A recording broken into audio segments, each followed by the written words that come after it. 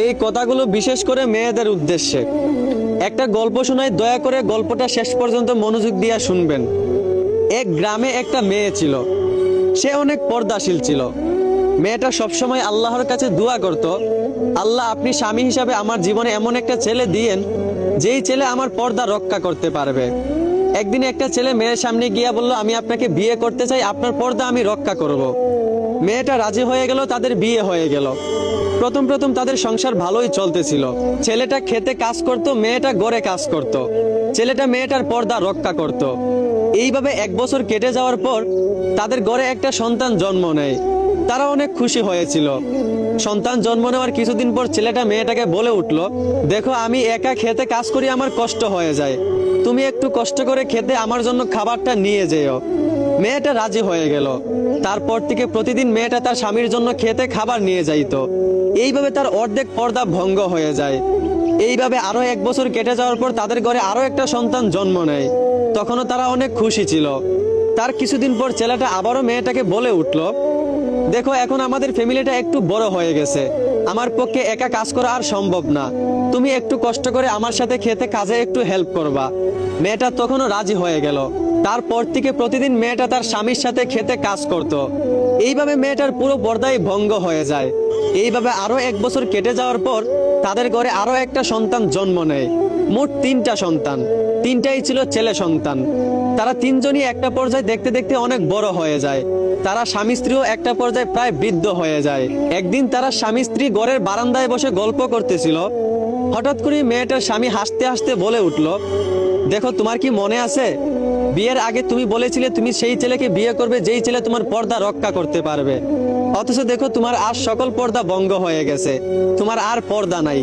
কি হলো, পর্দার কি দাম? নিজে ঠিক থাকলেই তো হয়।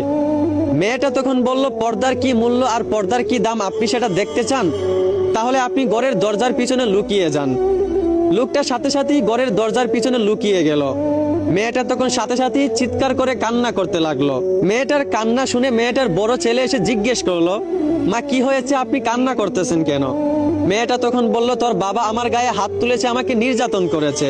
বড় ছেলে তখন বলল, মা আপনি কষ্ট পাইয়েন না, বাবা হয়তোবা একটু রাগ করেছে, বাবাই তো আপনাকে ভালোবাসে, বাবাই তো আপনার প্রতি খেয়াল রাখে, রাগ কমে গেলে আবার আপনাকে আদর করবে। এই কথা বলে সান্ত্বনা দিয়ে বড় ছেলে চলে যায়। কিছুক্ষণ পর মায়ের কান্না শুনে মেজো ছেলে ছুটে আসে। মেজো ছেলে এসে জিজ্ঞেস করে, মা আপনি কান্না করতেছেন কেন? মেয়েটা তখন বলল, তোর বাবা আমার গায়ে হাত তুলেছে। এই কথা শুনেই মেজো ছেলে রাগে বলতে লাগলো, বাবার এত বড় সাহস, আজ যদি কাছে পাইতাম বাবাকে লাঠি দিয়ে মারতাম। এই কথা বলেই মেজো ছেলে চলে যায়। তাদের এই কথাবার্তা মেয়েটার স্বামী দরজার আড়াল থেকে শুনতেছিল। মেয়েটার কান্না শুনে কিছুক্ষণ পর তাদের ছোট ছেলেটাও চলে আসে। এসে জিজ্ঞেস করে, মা আপনি কান্না করতেছেন কেন? মেয়েটা বলল, তোর বাবা আমার গায়ে হাত তুলেছে।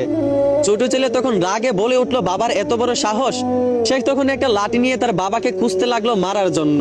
এইভাবে কিছুক্ষণ খোঁজাখুঁজি করার পর, গালি দেওয়ার পর ছোট ছেলেও চলে যায়। তারপর লোকটা দরজার আড়াল থেকে কাঁদতে কাঁদতে বের হয়। মেয়েটা তখন বলল, এইবার কি আপনি বুঝতে পারছেন পর্দার মূল্য কতটুক, পর্দার দাম কতটুক? বড় ছেলে যখন জন্ম হয়েছিল তখন আপনি আমাকে পুরোপুরি পর্দায় রেখেছিলেন, তাই বড় ছেলে আপনার সম্মান রেখেছে, আমার সম্মানও রেখেছে, সে আমাকে সান্ত্বনা দিয়েছে।